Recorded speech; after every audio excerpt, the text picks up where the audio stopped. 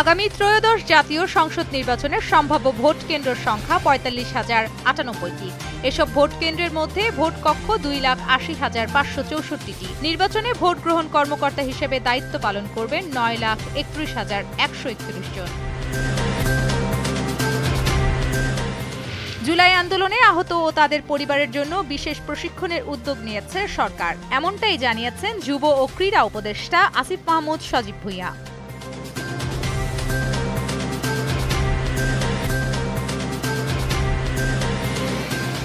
সচিবালয়ের ভেতরে নিরাপত্তা জোরদার করছে সরকার। কোনো সভা সমাবেশ বা সন্ধ্যা ৬টার পর অবস্থান না করার বিষয়ে বাধ্যবাধকতা জারি করা হয়েছে।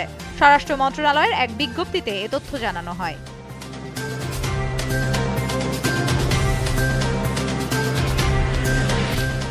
জিয়াউর রহমানের মৃত্যুর সাথে শেখ হাসিনার হাত নেই তা নিশ্চিত করে বলা যায় না। ১৯৮১ সালে শেখ হাসিনা দেশে ফেরার ১৩ দিনের মধ্যেই জিয়াউর রহমানকে হত্যা করা হয় বলে জানিয়েছেন বিএনপির স্থায়ী কমিটির সদস্য গয়েশ্বর চন্দ্র রায়।